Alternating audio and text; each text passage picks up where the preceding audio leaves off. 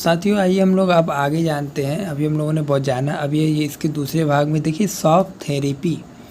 जैसा कि नाम से शॉक थेरेपी क्या है, देखिए शॉक थेरेपी का अगर सोवियत संघ में के विघटन से देखा जाए या इसके सोवियत संघ में देखा जाए तो इसका मतलब होता है आघात पहुंचाकर उपचार करना।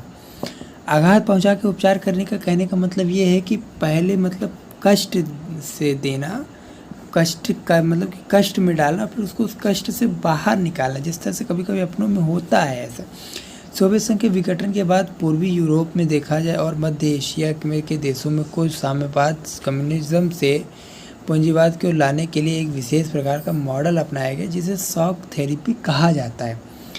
शॉक थेरेपी यह जो है मतलब कि एक मॉडल अपनाया गया कि पूंजीवाद मतलब कि समाजवाद से पूंजीवाद की ओर लाने के लिए एक विशेष मॉडल था। इसे अगर देखा जाए शॉक थेरेपी इसको क्यों कहा जाता है, तो शॉक थेरेपी देखिए जिस तरह से ये अगर विज्ञान के दृष्टि में देखें तो बायो मतलब कि साइंस में तो मेडिकल में क्या होता है कि शॉक थेरेपी को जो है लोगों का कोई मेंटल रहता है तो उसको शॉक दिया जाता है, झटके, और उन झटकों से जो है मतलब उसके मेंटल को ठीक किया जाता है। उसी तरह से शॉक थेरेपी को एक दर्जा दिया गया यूएनओ के विश्व बैंक द्वारा। और अगर हम बताएं तो यह मॉडल जो है विश्व बैंक ने दिया था और इसका मतलब तो साम्यवाद से पूंजीवाद की ओर आना।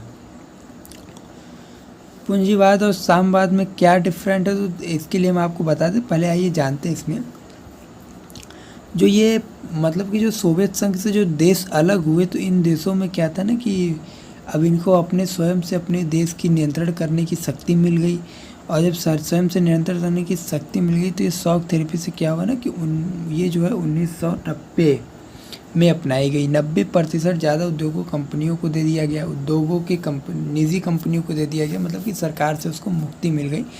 मुद्रा में भारी गिरावट आई, आर्थिक गतिविधियां एक तरफ से एक वर्ग के हाथों में चली गई, मध्य वर्ग पूरी तरह से हंसिया पर आ गया था, मतलब कि एकदम गर्दन पे आ गया, समझिए कटने की नौबत आ गई थी। इस तरह की स्थिति इसमें आके बनी थी।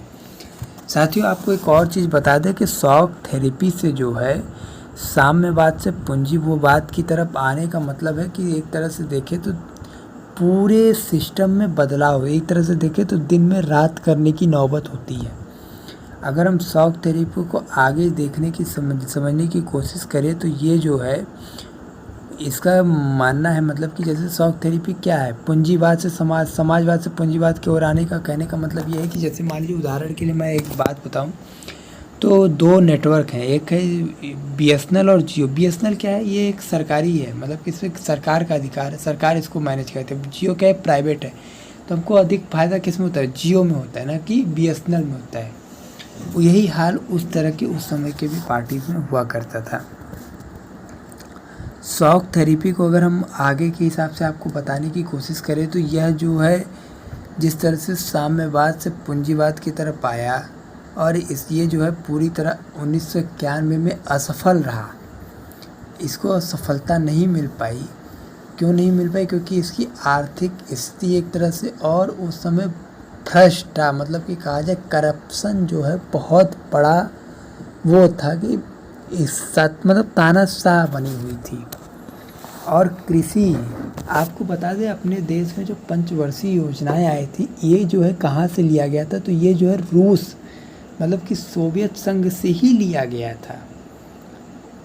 पंचवर्षीय योजनाओं को बनाने की नीति जो है सोवियत संघ से ली गई थी और इसलिए जो है आगे चल के बहुत ही विकसित हुआ अपने देश में, इससे बहुत बदलाव आए। और जब शॉक थेरेपी का अंत हुआ तो इससे मतलब कि 1992 में ये क्लियरेंस आई और यह जो है असफल रहा। इसकी असफलताएं क्या थी ये प्रश्न नहीं पूछता, लेकिन ये पूछता कि शॉक थेरेपी क्या थे, इसके परिणाम क्या हुए, आपको ये बताना पड़ेगा। और जीडीपी की बात करें इसके तो जीडीपी में देखिए शॉक थेरेपी जो है जीडीपी के पूरी तरह से अलग रहा और ये नीति से नहीं रही। तो आइए चलिए अब आगे जानते हैं भारत और सोवियत संघ की क्या संबंध थे।